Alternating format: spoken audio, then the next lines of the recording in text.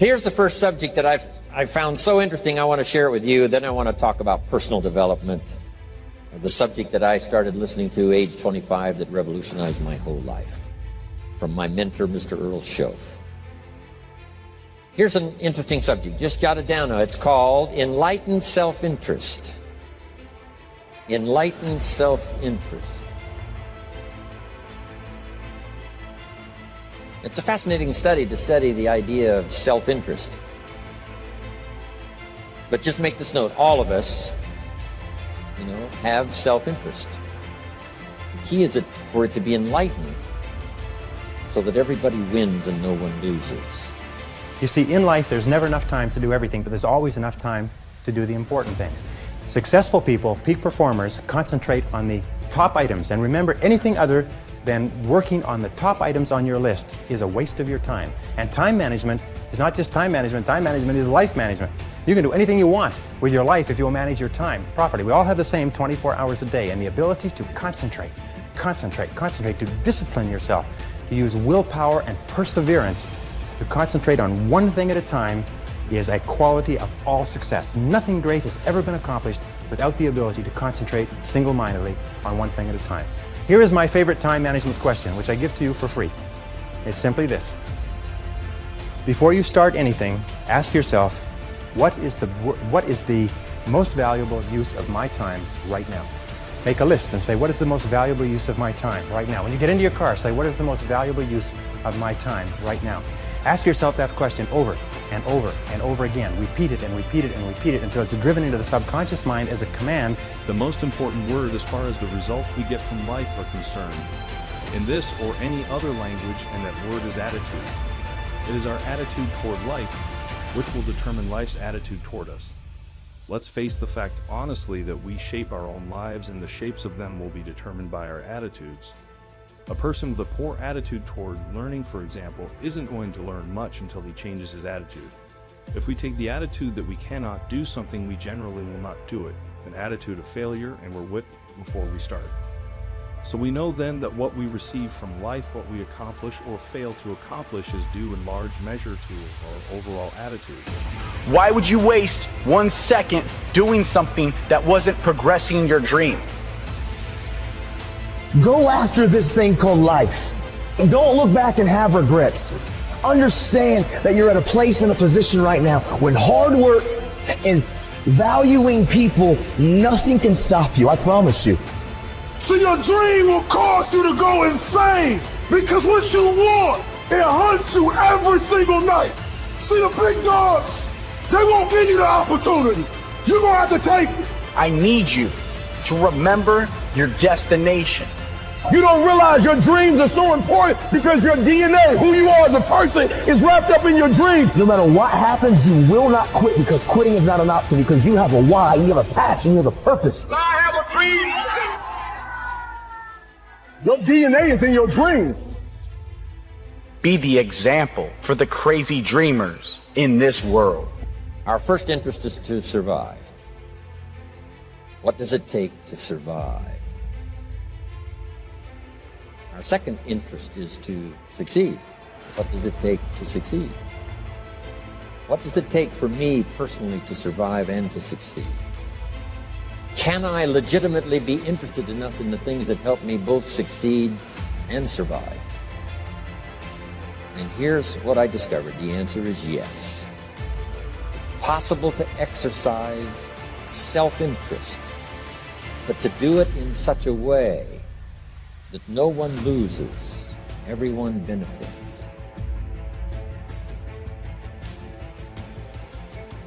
Key phrase. Life was not designed to give us what we need. Life was designed to give us what we deserve. We do not reap a harvest in the fall because we need it. We reap a harvest in the fall because we deserve it. Human beings can alter their lives by altering their attitudes of mind, and isn't it wonderful that we have this measure of control? Before we start talking about our attitude toward the world, let's talk about our attitude toward ourselves. Since it is the attitude we take toward ourselves which determines our attitude toward the world. Now right here we come to a rather strange fact. We're so familiar with ourselves, we tend to take ourselves for granted. We tend to minimize the things we can accomplish, the goals we can reach, and for some equally strange reason believe others can accomplish things in our field which we cannot. There are literally millions of human beings living narrow, dark, and frustrated lives, living defensively simply because they take a defensive, doubtful attitude toward themselves and as a result toward life in general. Develop a sense of urgency. A sense of urgency is a quality that is possessed by only 2% of the population. 2% of the population do things fast. 2% of the population have a bias for action. In Tom Peters' wonderful book, In Search of Excellence, he says that all the excellent companies have a bias for action. And all of the companies that do not classify or do not come into the excellence category do things when they get around to it. You call them up and you have a problem or a complaint. You hear from them 3 or 4 weeks later. But the excellent companies, you call up with a problem or a complaint, bang, there's somebody back to you in 2 minutes. If you ever want an experience, call IBM, call Hewlett-Packard, and say, I'm having a problem getting some information. I'm having a problem with my PC. They won't let you off the phone until they've taken care of you. You call the other companies, they'll say, it's not my job. They say, the guy who takes care of that isn't here. When will he be back? I don't know. Can you take a message? I don't have a pencil. You need to use guilt as your fuel. You need to start feeling guilty when you're not achieving or striving towards your dream. You can use the people that doubted your dream as motivation. When your dreams are dying and when you don't have enough strength to go on, I need you to stop the procrastination.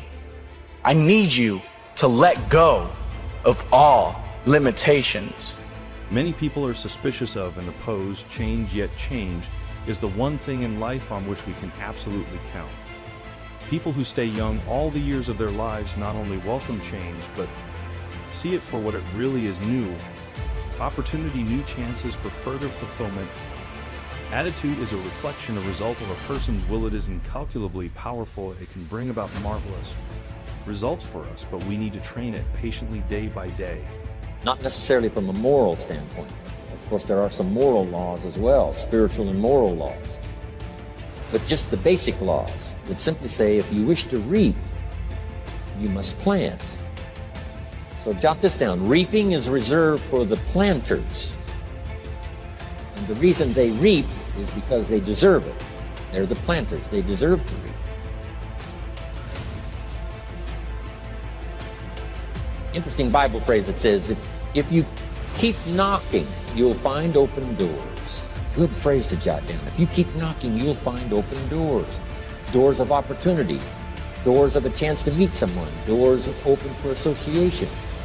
Doors open to find someone special. Doors open to find a unique business colleague. If you keep knocking, the phrase says, doors of opportunity are open to those who continually knock.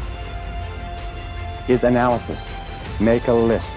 How do you make a list? And you make your list for each day the evening before. And you always work from a list. Now, why do you make it the evening before? The primary reason is if you make a list the evening before, the subconscious goes to work on your list while you're asleep. And during the night, the subconscious will solve problems and bring insights to you. You'll wake up in the morning with insights, ideas, intuitions, answers that will make your day more productive. Now, the second reason that you use a list is because if you don't have a list, it's like driving down the street in a car with no steering wheel. You just drift, and every bump, every interruption, everything that happens sets you off in a different direction.